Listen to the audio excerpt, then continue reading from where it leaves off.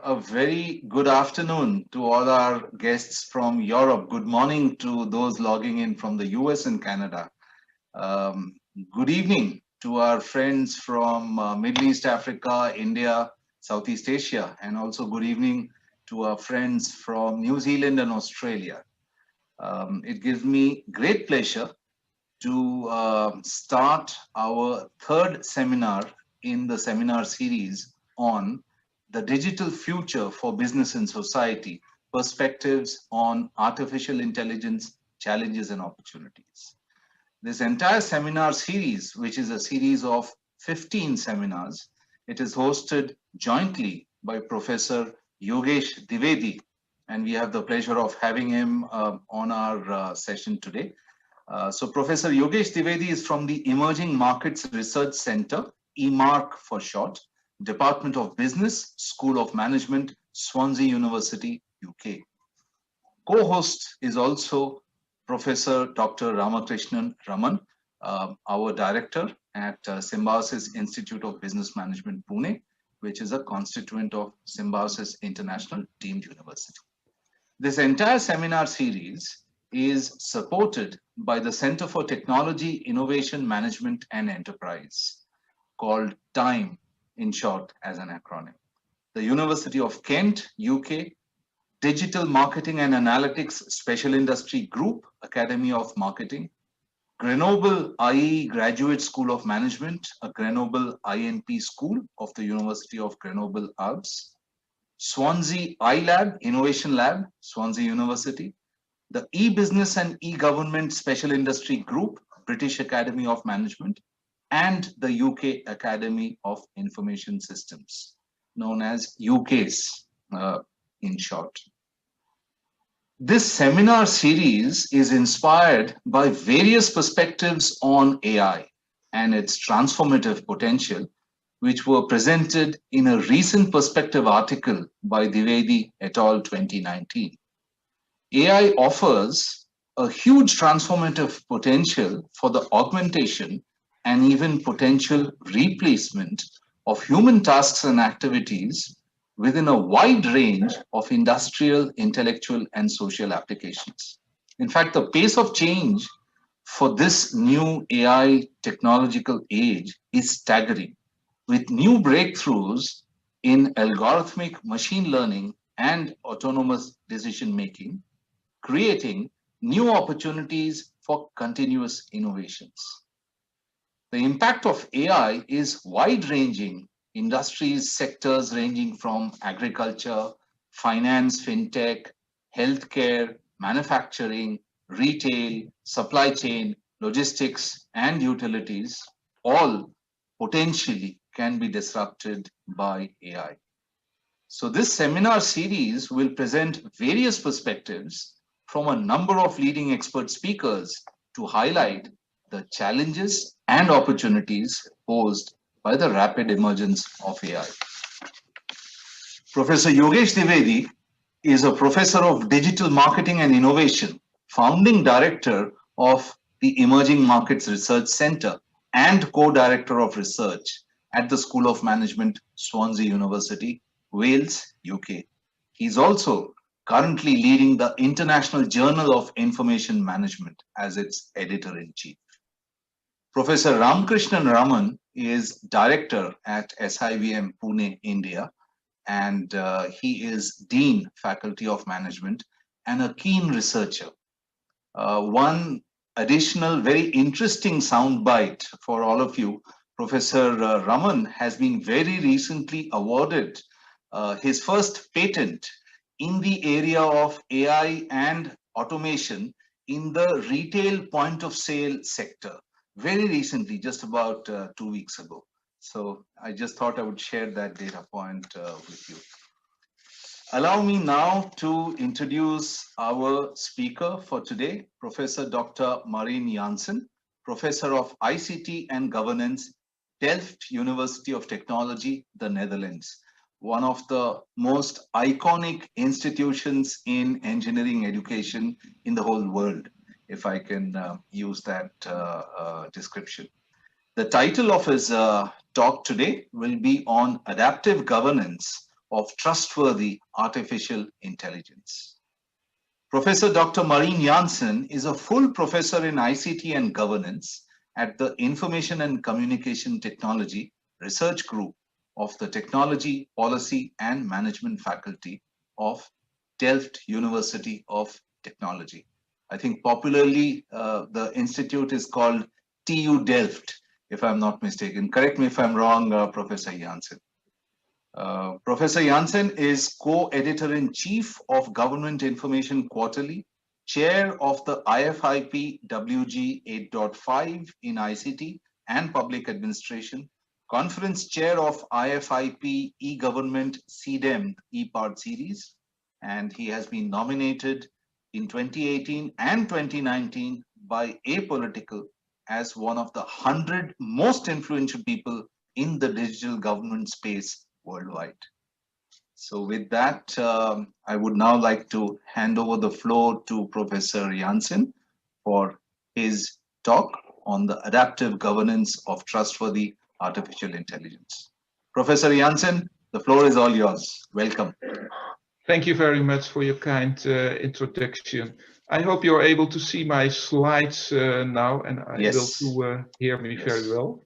Thank you. From well, like it's also already introduced, I want to talk a little bit about especially the adaptive governance of AI. And what we see is that AI, like was said at the introduction, is entering our lives. It's almost everywhere, and we can't do it without it anymore. It's in your smartphone, you have all kinds of AI in your laptops, but it's also in your daily life without knowing it. It might direct you or guide you. That. And there's a lot of different views on AI, and often the rationality is dominating. The rationality of we make everything faster, quicker, better, smarter, and those kinds of things with that. But there's also always, as always with automation, and there's nothing AI specific about that. There are also some, undesired effects that you don't want or you didn't think about it. And there are a couple of ways to deal with those undesired effects. And one of them is by looking at the governance, by ensuring that you have the right controls, the right mechanisms, the right responsibilities in place to interact and intervene when something is not going well. And you know in advance that there will be something that's not going well. That's why we have IT governance, that's why we have corporate governance and those kinds of things. And in this field, I think it's primarily important to be adaptive. Adaptive because AI is also changing all the time. Also the embedding, the data sources are also changing all the time. And that means we have to adapt. And then why I would like to talk about trustworthiness of AI is that a lot of people talk about fairness, they talk about explainability, interpretability, and those kinds of issues. But I think trustworthiness is much more important. And I will also try to explain that in this lecture, that, for example, explainability is very difficult because explainability might look very attractive at first glance, like transparency, very attractive, but very hard to achieve. So it's better to focus on the trustworthiness of AI. And I also want to give you some guidance for them. And at the end, I want to talk about, of course, further research with that, because this is the Digital Future series, of course. To give you an examples to start with. That's SyRI. It was a system in the Netherlands. It's called System Risk Identification for that. And what it did, it contained a lot of public data from public organizations, put it together, and then it used for detecting fraud. And what happens when you put a lot of data together? Well, everybody becomes a potential subject. So everybody is in one way or another investigated, because you collect the data of everybody, you put it together. Then you use some black box AI models, machine learning type of model, to look at who is conducting fraud. And what happens? Well, it might not be surprisingly that neighborhoods with low incomes, there might be some more people who are conducting fraud. And what happens with this system is that it looks at the whole neighborhood and said, that neighborhood might conduct fraud. And it becomes suspect in that. So they become under investigated in the investigation with that.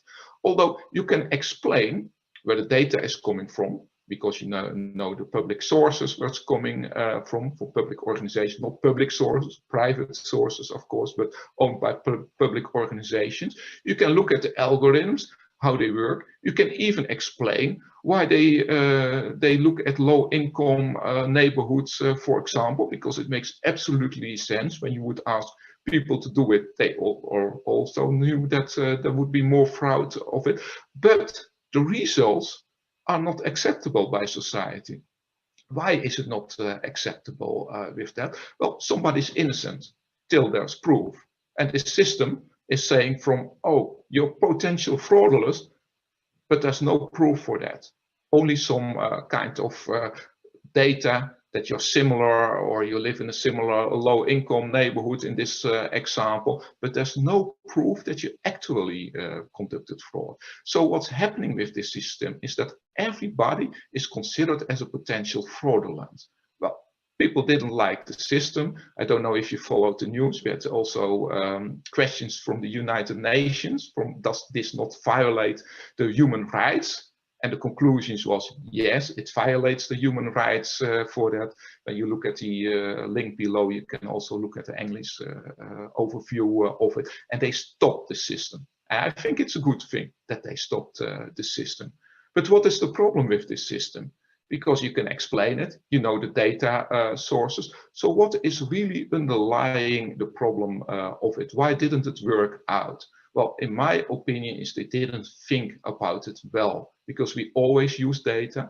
We can always explain the algorithms with that, but we have to look at the whole system, also the governance of the system. And if it's desired what we're doing, we have also to look at the public values for doing it. And although the initial idea might be good, because we want to use data for looking at who's potential fraud, how it was implemented, collecting data of all persons, is of course completely wrong, because then everybody becomes a suspect. That's the whole foundation from the start of this project is already wrong.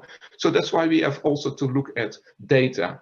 And I know I presented this picture for some of you before, but it's so important to understand the role of data.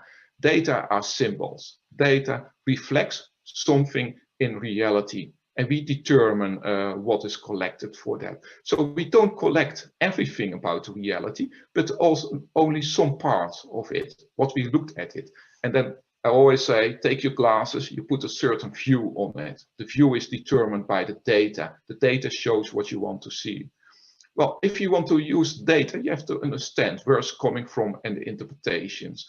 Just before we had a discussion about the snow and freezing and those kinds of things. Well, that's the temperature now. For farmers, it's very important to know if it's freezing on the land or it's freezing a couple of meters above the level. So where you measure your temperature is crucial to know it. So if you say the temperature is 1 degree and you measure 2 meters above the land level with that, it might be actually freezing at the land level because it's colder when you get lower with that.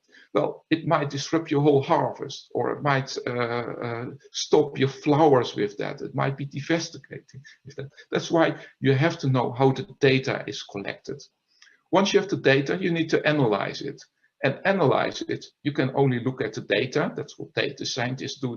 Data crunchers, they only look at the data. But the data might be wrong. You get a model out of it. You have to validate it. You have to go to reality. And therefore, knowledge about that reality is needed. And what kind of knowledge is needed if you look at fraud and inspection and those kinds of things? Of course, those people who do the inspection, inspectors in this case, they need to validate the knowledge with the reality, because they know what can be gained from the data. Sometimes we get some outcome that doesn't make any sense of it. I didn't have any examples in this presentation, but you know the famous example that pregnant women live closer to the sea. Well, they conducted that in Sweden, and where everybody living in Sweden near the sea. and not in the inland because it's rocky and those kinds of things. So you have to know the content to understand why this is the reason for it, and it doesn't make any sense to draw that conclusions. And that's why we as researchers need theorizing with that. Well, you interpreted the data and then you use the data, of course, to influence reality. You take measures and that reality in turn, you collect the data. So it's a loop also. It doesn't stop at the end with the usage because you influence reality and you start over again. It's a dynamics, it's a continuously cycle, because if you find out I didn't collect the right data, you change your collection of the data. If you influence reality, you want to know the effects. That's what policymakers also doing. In the policymaking cycle, you always have policy evaluation. Why do you have that? Because you know it has a certain effects. And you also know, policymakers at least know, that a lot of policies don't have the desired effect. That's why you need to evaluate and to update it for that all the time. So understanding what is really the meaning of the data is key with that. And then what we're doing in the AI area, we combine more and more data together. And that increases the complexity of the data. The data protection, but also the data processing. Because with one data source, it's easy, measuring the temperature. You can look at how it's measured. But imagine that you have various types of data sources with that, about the taxes in this case, about your municipality, your services, the licenses. You all combine that together. What does it say combining it together? What you're doing is you create a fuzzy picture on reality. You don't know it anymore. And then you have also the right for privacy. Personal information collection is always a little bit tricky because you don't want to violate the privacy of the people. You don't want to already ensure that you know that what kind of party they're voting on or something like that. Then you have security issues. People, oh, they love the data because they can use the data. Amazon was saying we can already predict what you're going to buy and we deliver it already before you book it, before you use your system. So you can find it already. Well, that's of course a dream of most of the companies with that, but highly undesired for that. Unless it's for certain purposes and you need a proper governance on it, that it apply with the rules that are acceptable by society for that. And what we also should forget, when we have a database, we're quite happy if the quality, the information quality of a database is 90–95%. Then we are quite happy with those kinds of levels of information quality. But that means also that a couple of percent is not correct. There might be all kinds of errors in the personal information for that, and that might affect it. And especially when we look at persons, we bring it back to a specific instance, then we might have a problem. For generalization, it's fine. If you talk about the population, it's fine. But what we do nowadays with AI, we make predictive analytics and we use it for one instance, for one person. And we also know from statistics that's often not allowed. Statistics is about the population. You make some inference about the population, but it hasn't to be true for a particular instance. Well, that's a common way we deal with AI nowadays, that we're talking about one person, one instance for doing it. Well, most of the data and statistics we use are not allowed to do it in that way. And that's the risk of, if we could have a lot of data, that we even not aware what we're doing, and that results easily in non-compliance. So it often starts with the good. We want to improve our society. We want to reduce fraud with them. At the end, the scope goes up. We don't have an overview of the data anymore. The complexity grows, and at the end, we make even a huge problem because we're not compliant anymore. And that's a problem with that. And that's why governance is also needed, because you want to have an overview that you're doing the right things with that.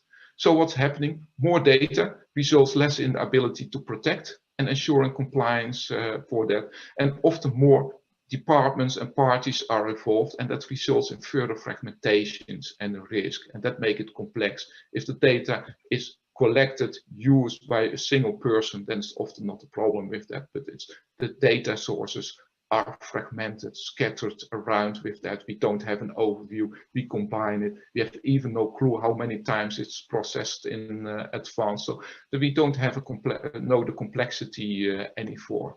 And when we look what's happening is that when you look at the governments, well, we use it for everything nowadays, AI type of things, of the machine learning. It can also be a type of business rules type of systems.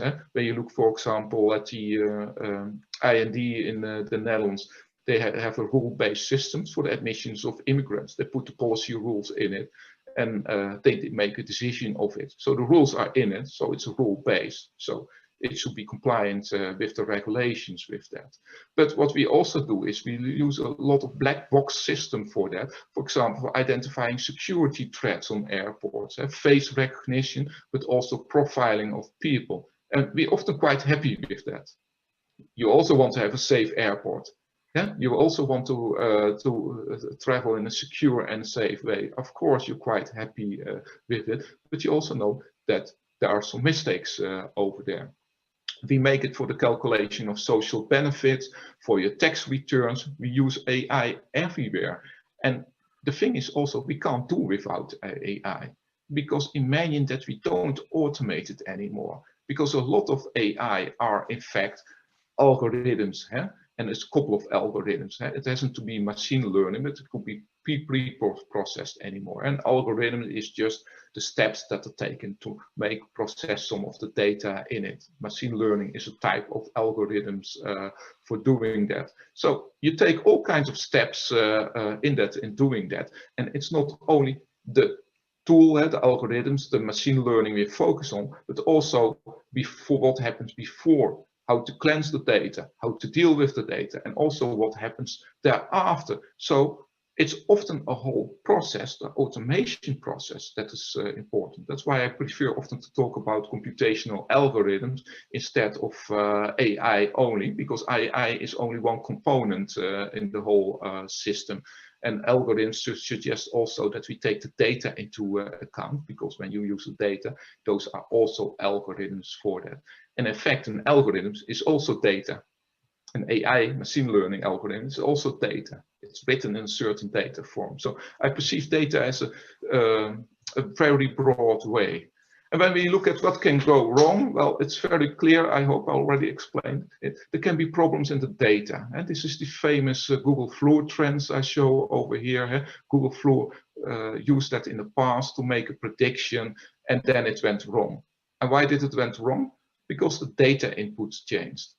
And how did it change? Well, it made a quite accurate prediction about the flu, because when people searched for the flu, they actually had flu, or at least they might have flu, and they could even predict it better than the GPs could do it. But what happens when people find out, hey, Google knows where's the flu, also people who didn't have the flu start searching for it, because I don't want to go in that direction. So the whole input data changed for that, and the whole prediction was not accurate anymore. So you have to know the input data, what you use, and what's the quality of the input data. And if there are any changes in the input data, it might disrupt your whole algorithms for that.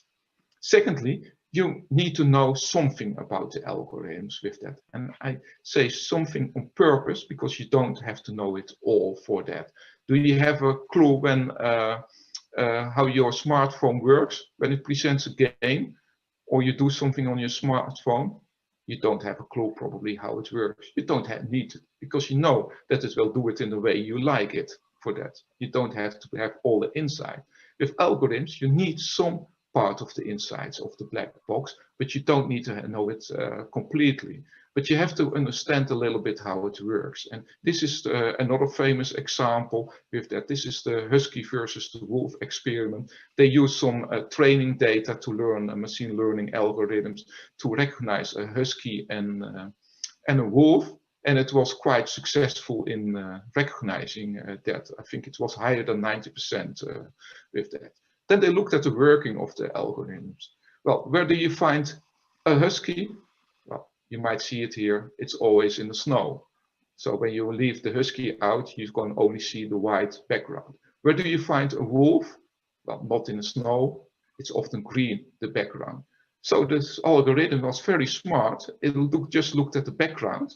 And by looking at the background, it says this is a husky and this is a wolf. It doesn't look at the faces or whatever. It just knew that the pictures were in the background. That's why you have to understand a little bit about how the algorithms work. And it's the same with the example of SyRI I give you at the beginning. It's also, you have to understand why the algorithms end up with selecting a whole neighborhood for under suspect, because it looks at certain items, and you don't have to understand maybe all the in and outs of the algorithm, but you have to understand what elements it takes into account with that. And that's some level of explainability, but you don't have to explain it all. You have to have a basic understanding for that. And once it works properly, you have, of course, a trustworthiness in it. Because I don't know how you use your mobile phones, all of you, but I trust that it's working well with my fingerprints or my iris scan when I open it. I'm not going to check that. I trust that. I've never looked at that algorithm, but it's working properly because it's working all the time in my view. Although I also know it's not always working, because it might be incorrect, and you can also conduct fraud with it, because they can mimic what you're doing. There are all kinds of ways of dealing with it, but I trust it, and it's the same with those kinds of things. You need to trust it and to ensure that it works properly, and it's all about working properly, and then you need some ways of dealing with it. Well, many examples of the data bias in this. I put here, there's some examples of it. It was in the US that colored people had a higher chance of getting prisoned than white people had. Google Translate says a doctor is a male and a nurse is a female. Amazon recruitment didn't like women, according to Reuters with that. So there are all kinds of things in it, and you know they don't make any sense for doing it with that. But what's happening? People trust the AI often more, because the reason why we're doing it is because they make more rational decisions, and they might even do it better than humans do, and they might even be less biased than humans do if you do it properly, of course, with that. Well, and people trust the AI decisions even better when AI works with humans. So when humans are involved, they look at the decision, they even trust better the AI made decisions.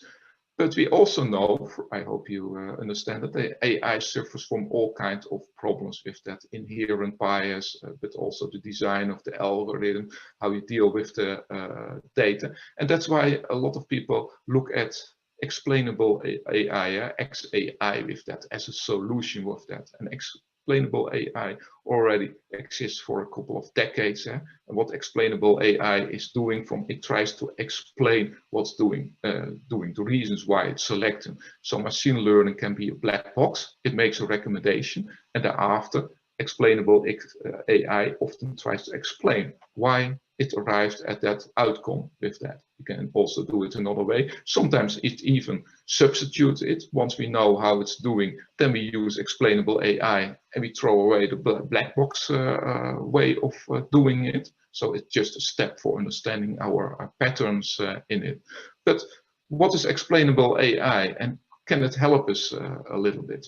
Well, what we did a while ago, it's already 3 years ago, you know, it always takes a long time before you get things published with that. We designed an experiment, and the experiment was actually a very simple experiment with that. What we did is we give decision makers, they should make a decision, and we give them a recommendation with machine learning on the one hand and business rules on the other hand. You know, machine learning, it takes some input data, it learns from it, and it gives a prediction that it would be the right answer. And often you add an accuracy to it from why it's doing in that way. The business rules, it's the rules, if then type of rules with them. They also make a certain outcome. So the one is data driven. The other one is based on declarative logic for that. So we took both of them with them, and then we gave people, in this case students. We would prefer to have policymakers, but we were not able to use all the policymakers in real life for it. So we had to use our students for it, and we tested a couple of hypotheses with that. The first one is that the use of algorithms will result in more correct decision. When you look at the bottom of this slide, you see we compared human-based decision-making, machine learning supported decision-making, and business rule supported decision-making. All make a prediction. So with human-based decision-making, there was no automation support with that. With machine learning support, you get the students get an overview of what the recommendations of the machine learning were, and they can say it's correct or wrong. And with business rules support decision making, it's the same. They get also an overview of it's correct or wrong with that. Well, our next hypothesis was that the type of algorithms would influence the outcome of the decision making. You can understand that machine learning is more a black box. You only see the outcomes, but with the business rule, you can see the line of reasoning with it. So it's much closer to explainable AI. And that's why we expected also that more transparent algorithms result in more correct decisions, and that mistakes will be detected. We put all kinds of mistakes in it. And what we try to do is let the students detect the mistakes in it. Then we expected that people with more experience would make more correct decisions than non-experienced person, and that some of the students had experience with this domain. So we already know they have more insight, and some students were completely new in the domain, so they had less experience. So we split them into those groups. Then we make an experiment like this that we conducted, and we stopped when we had 30 people in it for each part of it. Even if we had 31 or 32, I think in one area, we just removed them to ensure that we have 30 in each one. Well, what were the results of the experiments? It's a fairly simple experiment with that, but what you can see is that both machine learning and business rules help the decision maker to make more correct decisions. So if they had support, the decisions would be better with that. If you would have business rules, it even is higher. The number of correct decisions made were even higher. So we concluded that explainable AI would help it with that. When you look at the experience of the decision makers combined with explainable AI, the number of mistakes detected was even higher with that. But what was surprisingly, no one, not a single student, was able to find all mistakes in it. So that means even if you have explainable AI, even you have experienced person, you might not be able to detect all the mistakes in it. And that was a thing we didn't, well, we might have hoped for, but we didn't really expect it to happen over there, because it was fairly simple, and we were thinking, well, is it not too simple? Would they be able to detect everything? But no one was. And even, I can't remember it, can I see in the figure? I think in average it was about, from the 30 items they got, they couldn't find 7 mistakes in it. So it was quite a high proportion they couldn't find with that. So even all the experienced persons would not able to do it. Well, it's of course with students. I think policymakers who are in the field can do it better, probably with that. But what does this tell us about explainable AI? Is that sufficient or not? And in my view, it's not sufficient, because experienced persons and explainable AI are better in those kinds of things. So you still need the domain knowledge. You still need the knowledge about the situation. That might be crucial. But what will happen when you use AI? Who still have the domain knowledge? Well, you're automation more. What happens when you automate more? Nobody knows anymore and has the domain knowledge, because you put everything in the computer, in the software, so you're losing your domain knowledge, whereas domain knowledge might be crucial also for understanding the algorithm. So I would recommend to invest a lot in the knowledge of the people, that they understand the field, that they go out there, understand reality, how reality is in it, to enable the use of AI in it. So when we look at what's happening over there, the more data, the more algorithms, the higher the complexity of processing with that, the more mistakes can also be made, and the more complex it will be to identify all kinds of mistakes. So how do you know it's working properly? And how is the situation governed with that? And how does it result in your value, or better in for the government, public values at the end? That's quite difficult for doing it. And governing requires that you make all kinds of agreement, that you look at the relationship, but you have also control mechanisms built in to ensure that everything is working properly with that. So one of the challenges, and I think what's happening in the AI, is when we look at Orliakovsky's structuralization model of technology, duality of technologies, that there's a lot of technologies, and the technology is pushed in it, and the human agents, they adapt it. But what's happening is that the institutional level is not adapting it. So we are late with measures at the institutional level. We don't have the governance in place. That's why we have also a lot of discussions about ethics. There are a lot of ethical guidelines. They pop up everywhere nowadays with that, so they're available. But ethical guidelines are not sufficient because you need institutional measures. We have separate institutional measures. That's why we have a judge to rule if the elements are correct and those kinds of things. But we don't have those institutional measures for AI. We don't often use a separate audit agencies to look at the AI. And then people say, well, let's make it explainable. Well, can you expect that citizens can understand the explainable? Somebody on the street? Well, I can try to explain my research in layman's term, but I know from my children, they say, Daddy, I don't understand a bit what you're talking about in your research. Well, you can't expect that from the ordinary citizens for that. So it's one step too far to expect that everybody can understand it. So you need experts in it. You need institutional mechanisms, and that's typical governance. Ensure that you have the right governance mechanisms for ensuring that it's working properly in it. And then there's another one, I already mentioned it a little bit, transparency. Transparency is good. Everybody wants transparency. You agree on it. Nobody will deny that we need transparency with that. I never met somebody who denies the need for transparency. But creating transparency might be the most difficult thing that might be happening for that. So what we also try to do in our research is to look at what factors affect transparency. And Ricardo Mateus, he found many factors affecting transparency. And in one of his forthcoming papers, he also found out that it's quite difficult and that you often to create transparency, because if you want to create full transparency, it might not be efficient. You need weeks or months to analyze it and to create some transparency, because you need the domain knowledge, you need to understand everything with that. So it's a trade-off with efficiency with that. I didn't include this paper yet, but it's an important reminder, because we might be able to create transparency, but it might take a lot of efforts, and people don't simply have those efforts. And it also assumes that people have a lot of knowledge about the situation. Well, often they don't have knowledge about the situations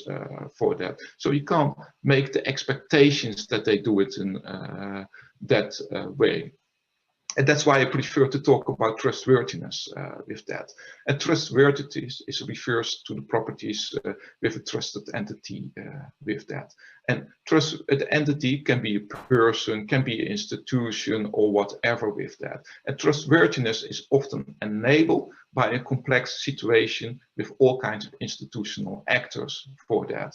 It's not that we use AI, but that we have also auditors for looking at the AI, that we designed in a proper way, that we pose all kinds of requirements on the AI, and they are taken into account. So we can pose a requirement like transparency. The question is for whom it will be transparent. I don't think for the public, but it can be transparent for some of the experts. I have a lot of students who are happy to look at the AI algorithms, to analyze it, to scrutinize it, and to understand it a little bit. And the trustworthiness is about the reliability and the integrity, and that the outcomes are correct. It contains all kinds of things. But trustworthiness also acknowledges that's a social tech. Trustworthiness is not only about technology. When you would go to the more AI community, they talk about trustworthiness and they view it very close to reliability. When you look, we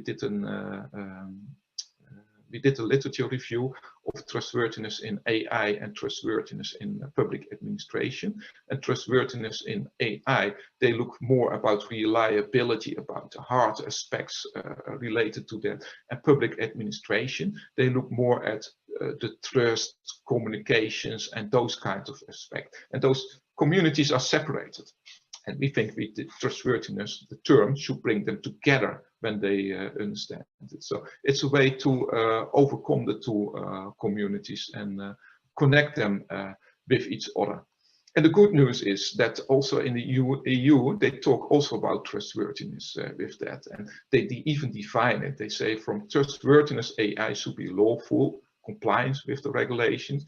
It should be ethical, respecting ethical principles and value, and should be robust. So they acknowledge that it's organizational and a technical part, although this is a little bit high level because ethical also differs among communities and they view it in different ways, the same as robust. So they give also some key requirements in it from how to create trustworthiness AI. And luckily they say we need human agency and oversight. Yes, the governance with that.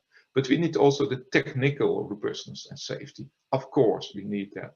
But we also need privacy and data governance into account. We need some level of transparency. That's my translation with that. And they translate transparency as traceability mechanism to understand how it was at the end.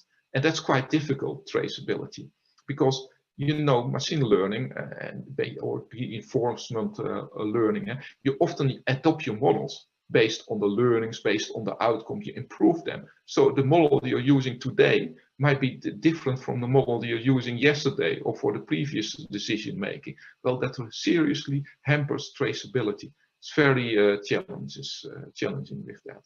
Well, then they say it's diversity, non-discrimination, and fairness is needed. It should be for the societal and environmental well-being, and at the end they say it's also accountable, responsible, and accountable for the outcomes with that. And accountability is also such a difficult term with that, because accountability you can have in front to ensure that's properly designed. You can have it afterwards when the decisions are made. Well, what I experience is that often when you use AI, and when I look at the AI projects I see is that a lot have a technology push. We have a solution, it's called AI. We have some techniques for that, and we're using that for that solution. Instead of we have a problem, we're going to analyze the problem, we look for a possible solution. What's the best way for dealing with it? So there's a lot of technology push. And I think that's also the problem with the first example. It was a technology push because we can connect the data. We can use algorithms. Let's use them. And we have some nice outcomes. But what problem does it solve? What did we want to encounter? What values do we adhere to? What were the requirements with that? Well, as an engineer, you shouldn't be doing that. You should have a structured, systematic problem-solving process that we included for that. When you look at the governance, governance is quite difficult for that. It's about authority, rules, it's about accountability for that, and it's scattered also. And sometimes you're quite happy that our society is functioning so well, but there are also some problems with the governance of our society for that. Well, it's the same with AI. You need some level of overview, else you can't have a governance for that. So you need to name a system view to understand the dynamics and its starts. And you need to have the scope, the boundaries of the system big enough with that, because you need to include the data, but also the outcomes, the output, but also the outcomes on the longer term, because it might on the long term also have an effect that you don't desire. So view it as a kind of policy making also, with the whole cycle from the beginning till the end is included. And think it also about something that you need to know the humans involved, the algorithms, the data, the systems, the materiality of the governance is very important, including the power division, who has the power, the responsibilities, and those kinds of things. Governality is very important. So it contains many aspects for them. And the more that we don't know anymore where the data is processed and the algorithms are used, etc., that add to the complexity. And this is the complexity. Try to follow the balls with that. You can follow them, but it shows it increases the complexity with that. And what we often do is we find the problem and we patch the system. But that might result just in the next problem by patching the system, because it doesn't have a fundamental view to look at it. The question is also who takes the actions. And often it's from outside. Oh, something happens, it's undesirable, let's try to save it for that. But that's fundamental flaw is that you didn't do it from the scratch, and you didn't include it into account. You didn't try to make the system much easier for that. Think about what happened to our business processes for that. Our business processes often grow too complex. And what do we do then? We use Lean, Six Sigma, those kind of methods we use to improve and simplify the business processes. Well, we often don't do it over here with that. We don't simplify it. We just start with the complexity and try to deal with it. So think about the whole system and what the problem you want to solve. And maybe you can do it even without AI, because if you can do it simpler, it's often better with that. And then you have also the risk of what's happening right now from, oh, we have some effects that are undesired. We have the risk of over control. Put too many controls in it. And what do we call it when we have over control?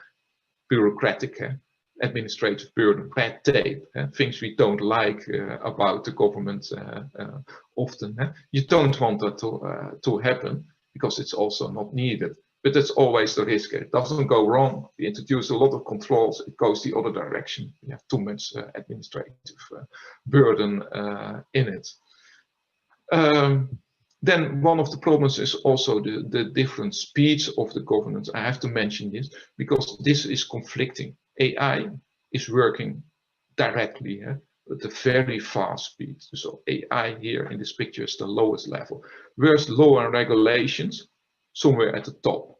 Culture is even higher at the top, AI type of culture with that. So law and regulations work in terms of 2, 3, 4 years, maybe even longer, but AI can't wait for it because it's making decisions right now. So there's friction between all those levels. And that's a major problem in the governance for that. So the governance should take into account that friction and how you do it.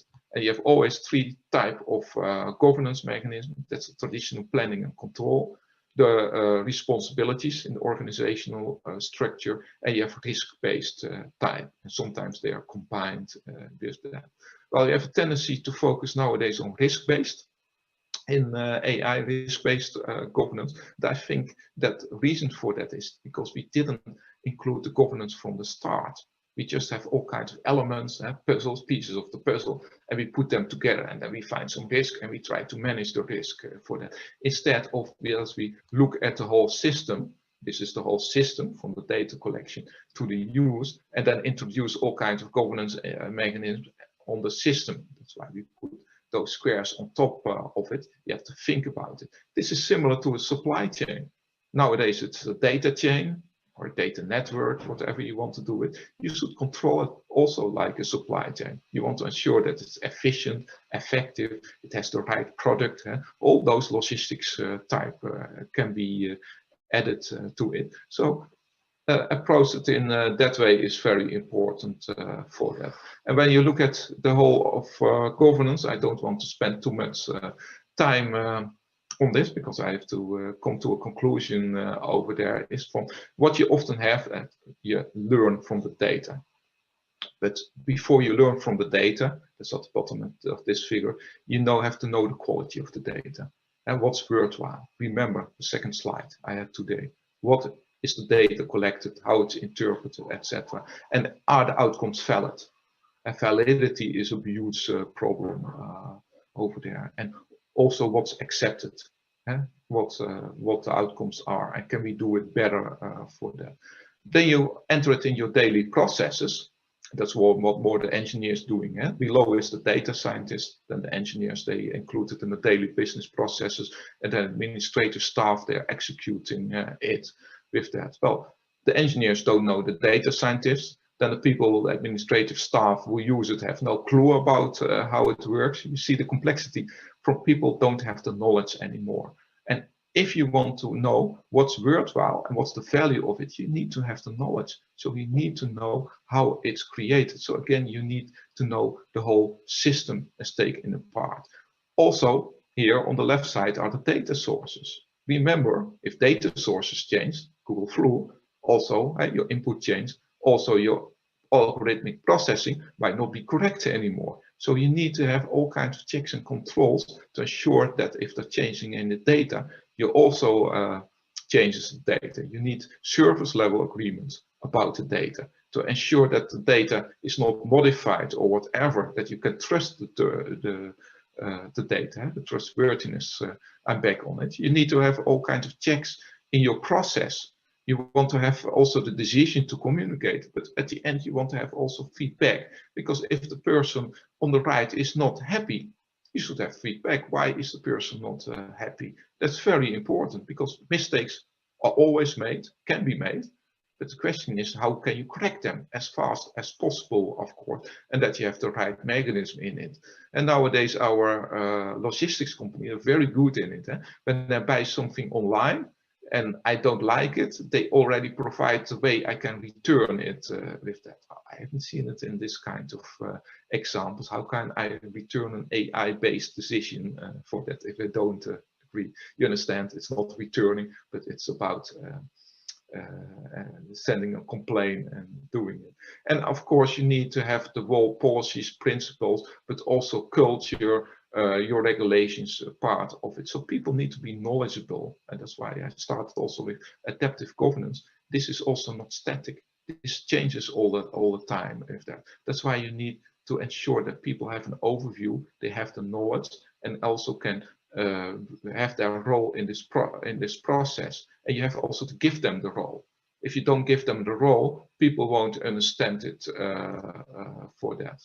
So some consideration for theorizing over there. Well, I emphasize a lot of governance, but governance goes hand in hand with the algorithms and with the AI. One can't do it with the other, and it's likely that different AI requires also different governance. So you have to know them both. And when you don't understand AI, it's quite hard to govern AI. Try it to govern something you don't understand with that. Look at the bird outside, look at what it's doing and try to govern the bird. What you often do, you put them in a cage. But I don't know if you make the bird happy when you put the bird in a cage with that, because it wants to fly around. So you have to understand it. Then context matter. You have to understand it, and you need more investment in your knowledge and retain the knowledge. And you need to take into account the broader context for that, all the socio-technical aspects with that. And think also about the use of AI. Is it really AI that you want to do, or automated decision-making can be done in a different way? And that's also the idea behind explainable AI often, is that we just use AI for detecting some patterns, but after we want to know, once we know a pattern, from what are the real motivations behind it. And then we want to theorize, of course. That's what scientists like. They like to theorize with that, to understand what are the causal mechanisms behind it with that. Well, take not a too narrow view on governance. Governance is quite complex with that. It changes the institutional mechanism that are part of it. And ensure also that you can contest the outcomes, that you do sensitivity analysis. I remember when I did my studies, I always did sensitivity analysis to ensure that if I use something that it goes up or down, I would know the effects. It's the same with the use of AI. Use those kinds of things with that. So you need some level of governance, but not too much, else it's bureaucratic with that. But if you have the appropriate level of governance, you create adaptability with that. Well, final ones from also look at the data, ensure non-biased input data with that. If you put data in it, the bias will just be replicated by the algorithms with that. Think about compliance by design, privacy by design, transparency by design, maybe fairness by design. You can do everything by design. If the system is working well, you don't need governance. So the better the system is working well, the better it's doing. But no single system is perfect with that. From always try to combine data-driven algorithms with the cause and effect from theory. And I would really advocate over here also to theorize. Don't use, if you have a paper published and they say from I found a pattern with that, you need to theorize. It's an inductive process where you use data. You find some pattern with that, and after you theorize with that. What's the pattern with that? Well, explainable AI might certainly help, but also professional knowledge is nodig. And I think you should focus on the overall trustworthiness, because trustworthiness includes explainability, transparency, reliability, robustness, and those kinds of things with that. And then we have to find our way of the appropriate institutional system. Well, we need a lot of research about it. I give you some clues, but those are only clues about it. We don't know so many things with that. So we need a lot of research, and hope everybody jumps here on and starts researching this area. And that is also how I want to conclude this this lecture with that. Do research in this area. We have to find out so much. Thank you for your attention. Thank you, Professor Janssen. Thank you very much indeed. That was a very elaborate talk. Thank you for your thoughts.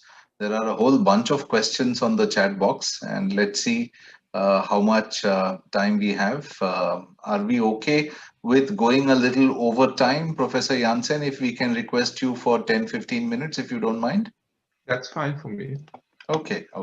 So Professor Yogesh, with your permission, I'll open up for questions now. Please, yeah, please go ahead. Thank you. Okay, all right, great. So I'm just pulling up the chat box now. So we have a question from Annie Tubaji, who I think is from Swansea University. So she says, thanks for a very interesting talk, especially from the perspective of discrimination and inclusivity in the AI reality. I was only puzzled about your result about overtrust in AI. What kind of participants is this finding based on? Because I have a couple of studies, and surveys seem to show the opposite. People are not very inclined to praise AI services. So I would appreciate if you could explain more about the experimental settings that lead to this result. Yeah, this is a very good question, because it first discusses what AI is. And often people are even not aware that decisions are made using AI. So it's quite hard to evaluate from if you use AI. Almost any government decisions nowadays, AI is involved. People accept that, and they even don't know it. And there's always a comparison also for it, because they often compare it with people, human-based decisions, and they're very afraid for subjective made decisions by humans, and they think from systems can do it better. So it's also about the framing. This was researched by Don in the that's a Dutch magazine. They always do surveys about it, so surveys about what it is, and they found out that people prefer to have automated decisions using AI over subjective human-based decision, because they think it's more rational. That's often also the reason why we use AI. So I was not surprised about that outcome, because else we wouldn't have any AI project. Else, if you don't trust it, you don't use it for that. I can look it up I think it's from 2019, so it's already more than 1 year old, this one. But it shows a very interesting perspective. The main thing is what I had from that survey is from what it really is AI, and what is it, and why do people think about it? And AI is often a dream, a dream of people.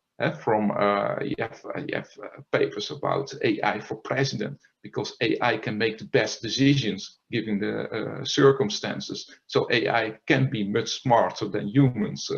With that, you have those kind of dreams, future scenarios for that. So it's a little bit dependent on how you view it, and it's also what you view of it. The example I give at the beginning of SyRI, is that AI that failed over there, or were that the humans implementing and using the data and AI that failed? I think it's the latter, because well, I was looking at it and I was thinking, oh, there's so many mistakes made that, yeah, it's a huge technology push, and you shouldn't do it in that way. We have much better mechanisms for ensuring the privacy for that. They all were not used. They had a solution, you know, they had a hammer, structuration theory. Everything looked like the nail, and this was the nail, and they had a hammer for that. I think they made mistakes, but it's not AI that was the problem, I think. Yeah. Professor Yogesh wants to add something. Yeah, just Marijn, do you think that there is differences according to culture, or according to different country, and their belief and their norms are different? So some believe, some can trust more on technology than others, and I can see maybe the Dutch trust AI more than probably in other part of Europe or world. So do you think that is a possibility? And there is I see there is a research possibility here, that testing the AI, same AI in different settings, to see that how same technology, same algorithm perceived differently or same in different settings? I do think culture plays a role, and nationality. That's why I'm saying values also differ. Also, the way you value privacy, you know, it's already different between our neighbors, Germany and the Netherlands. UK is also a neighbor, by the way, but there's a sea between it, so that's often we don't consider it. But with Germany, there's a seamless change over there with the language. The language slowly changes from Dutch into German without noticing it when you live at the border. Quite funny to see. Well, it's the same with the values, but Germany has different values and look in a different ways. But what I also think it's about the framing, because you think from AI is not trusted because you read too many papers about AI failure and a lot of ethical decisions. But I show you my phone, there's a lot of AI in it, and the newest phone has a separate AI chip in it. It's all about AI. Do we trust it? Yes, we trust it. Make it our life better? Yes, it makes our life better. So it's also about your starting points and the psychology behind it for that. That's important. If you give a bad example, people will say, I don't like it. If you make them aware this is also a lot of AI, they will love it. It's how you perceive it, and that's the problem also with AI. AI is too broad. We talk about AI like it's one thing, but it's not one thing. Or at least in the AI, there are 5 streams of AI. I just mentioned 2 streams of them in this presentation, but there are 3 other streams with that, and try to do it. So it's such a difficult thing. So we often don't know where we're even talking about it. So it's quite difficult, but there are many research opportunities over here. Also with, I think, culture that plays a role for sure, and nationality. For that. I can see the opportunities for sure. Yeah. Very interesting, Professor Janssen, that you mentioned the phone, and perhaps the humble autocorrect is a very basic implementation of AI, or even the intuitive words that the system seems to tell us when we are typing out a slightly long chat message. these might be some very basic forms of AI which today every smartphone has. I mean, can I just add, many of us use Google Gmail, right? And now Gmail comes with autocorrect. I mean, when you're writing the email, it corrects your grammar and things. And I think lots of us using it already without questioning. That's the same AI. So it's again, what kind of AI we are talking about, that also matters, that if trust would be there or not. So, yeah. And do you know it's AI, the examples? A lot of people won't know it. If you would go here on the street, well, there's nobody because everybody needs to be inside. But if people would be there, you ask them how much AI in it, they will think from, oh yeah, that crazy professor in this neighborhood. For that, with that, they are not aware about AI and that we use it in so many elements for that. So making it explicit is also very important. I think that's also an important task for us researchers. That's why this seminar series is also very important for that, to create awareness and to create an understanding. Yeah. Sure. There's a very interesting question about trust from Frederick Boy. So he's asking, can we or should we always trust the state and the private sector to do the right thing as far as governance is concerned? Well, I think there's only one answer for it. They make mistakes. Both the governments and companies, they all make mistakes. And is that wrong, making mistakes? If you learn from it, sometimes you need to make mistakes to learn from it. So it's not surprising. With most of the technologies, you try to do it and then you fail and you learn from it, you improve it. But don't do it on a large scale. Do it in a sandbox or something like that when you want to learn it. But I don't think there's a difference over there. But the main difference is that we expect that the government should warrant our public values, privacy, transparency, accountability, equality, and those kinds of things for that. But it's also dependent on the situation, of course, that we have. And from companies, we expect that they make a profit, and that they use it for making a profit and enhance it. So it's logical that Facebook uses all kinds of algorithms to retain their users. That's the task. That's how they make the profit. I won't be surprised about doing it. Why do they do it in this way? Because it's the cheapest way. One of my colleagues, Johan Paulsen, he has made an alternative to Facebook.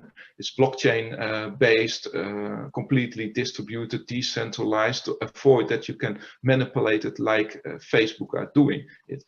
But that is much more expensive because you need many nodes to do it. You need to be clever, understanding those algorithms, how the blockchain works and how to do it in a distributed way. I had a very hard time understanding what he was doing.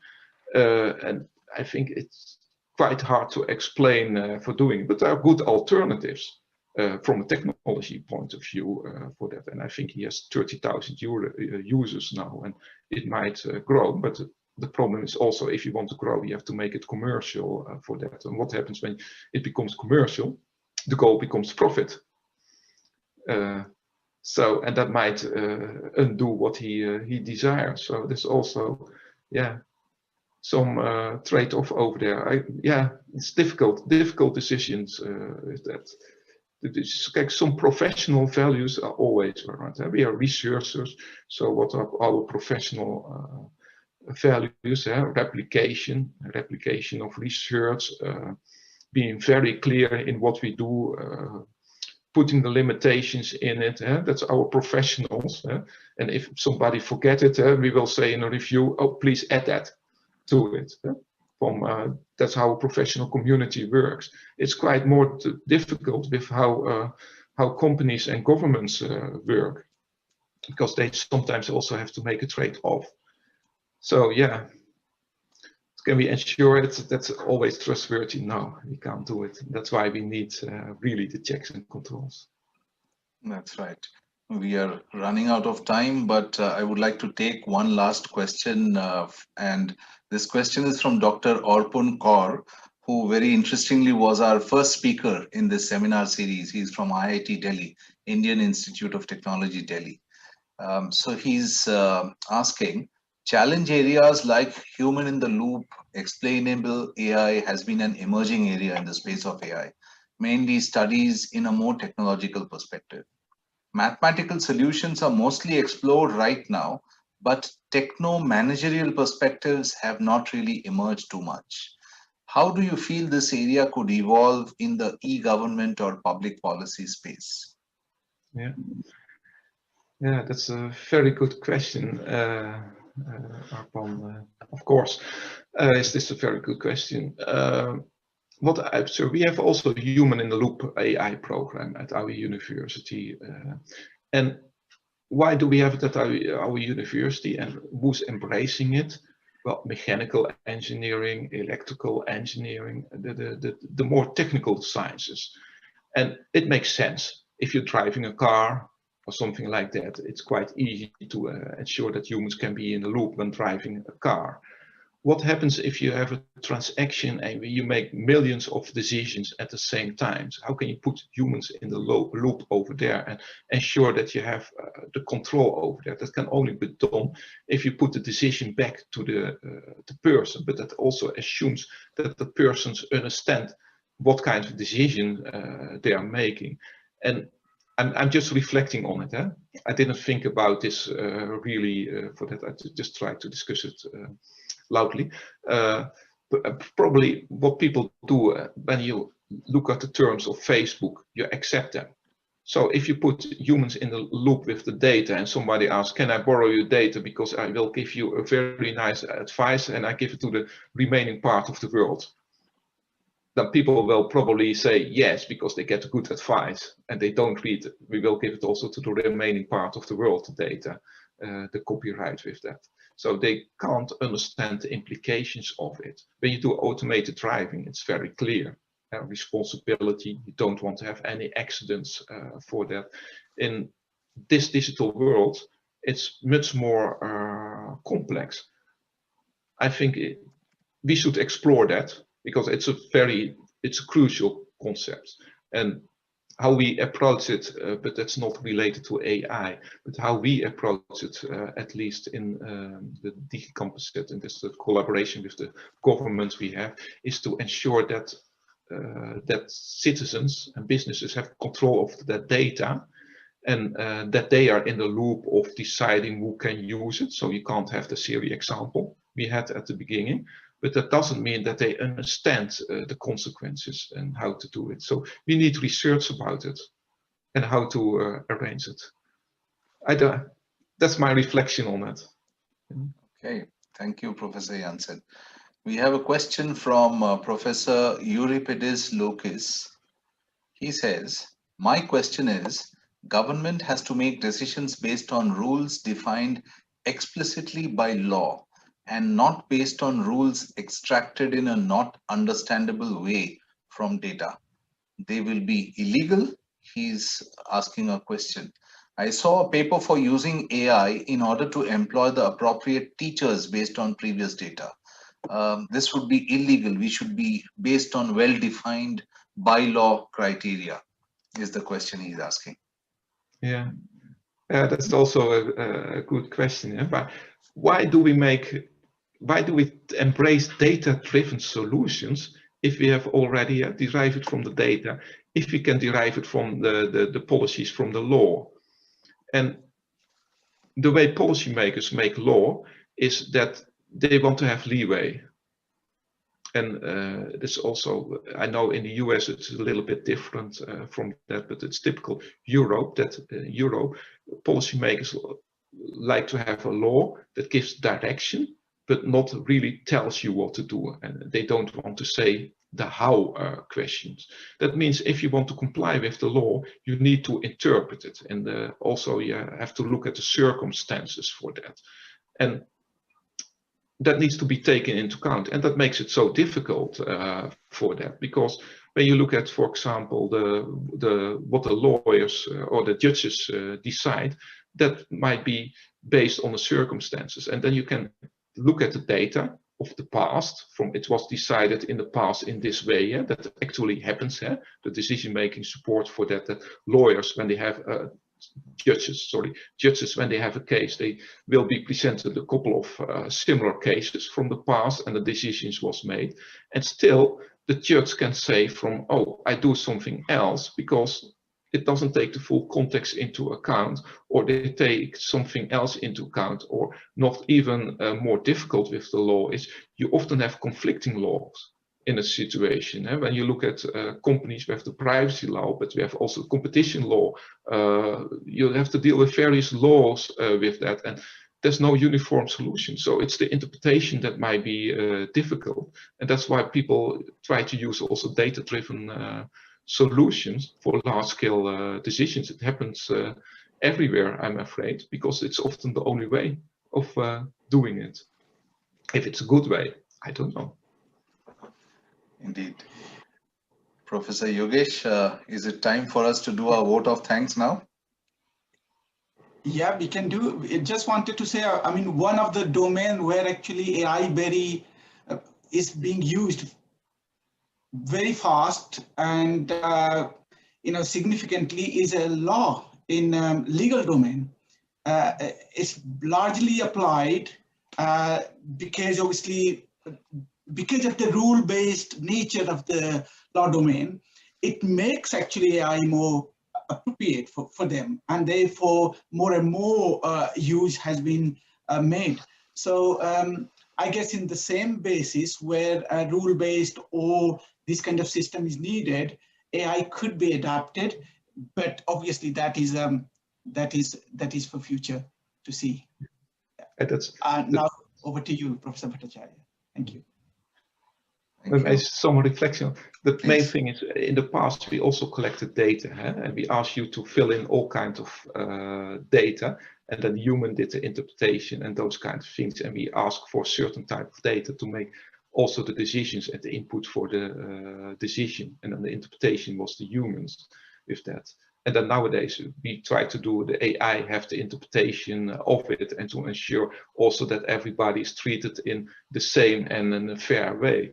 But the problem with a fair way is from, if your exception for one reason or another, what is not written in the law, we cannot deal with that exception because it's not written in the law, and because it does harm our public values or whatever. That's what you see when with refugees, when children got separated or whatever. Well, the policy might be to send people back, but yeah, you can't separate, of course, children from parents or some whatever. So it's highly interpretation and the circumstances for that. And to codify that, I know they try to do it, but that's the complexity is too high to codify it. And what happens when the complexity is too high? It fails or it makes wrong decisions. So the rational approach is also difficult with that. So we have to find a balance between that. And I have no answer to it. Don't misunderstand me with that. And I don't think we should be very careful about AI and data-driven approaches with that. But sometimes it's better to have something than have nothing. Yeah. Okay. Pragmatic, but I'm sorry. Yeah. Okay. Wonderful. Professor Janssen, thank you very much for a most informative talk. And also thank you so much for answering all of those questions in a great amount of detail. So I hope we have certainly tickled the interest and curiosity of all of the participants on our talk today. At the peak, I think we had almost 66 participants logged in, and some very interesting questions did come through. I must also thank Professor Yogesh, our host for the entire series, Dr. Raman, our co-host for the entire series, all of the participants who logged in, and many of whom actively participated. There were parallel chats going on as well as we were speaking. So I certainly think that there is enough food for thought here. I would also like to thank the SIBM Pune infrastructure team, headed by Mr. Rajesh Bagewadi, who have put the entire infra together for our entire series. And last but not the least, I actually have a student team called iSmart. And the task I've given them is that they should snap photographs to the extent possible from the online screens. And usually after that, they create a series of electronic frames, which we share just as a gentle thank you gesture. So I must thank iSmart as well for that initiative and effort. It's been a wonderful session, Professor Janssen. Look forward to more such sessions in the future. And I also do hope you can join some of our future sessions on the series. Our next session will actually be on the 10th of February, being delivered by Dr. Emmanuel Mogaji from the School of Marketing, University of Greenwich, UK. And that talk will be on financial services provision in emerging economies and the adoption of AI for that. So I would like to invite everyone on our talk today to please join in for our next session as well on the 10th of February. And Professor Janssen, once again, thank you so very much. We are highly honored. Professor Yogesh, any last thoughts? Yes, please. Yeah, just wanted to thank Marijn, because I know how valuable his time is, how busy he is. So sparing an hour and a half is just, too precious. So thank you so much, Marijn. And also, you thanked everyone. So I would like to thank you for coordinating the session very well. My pleasure. My pleasure, Professor. Excellent facilitation and coordination. So thank you so much, everyone. Thank you.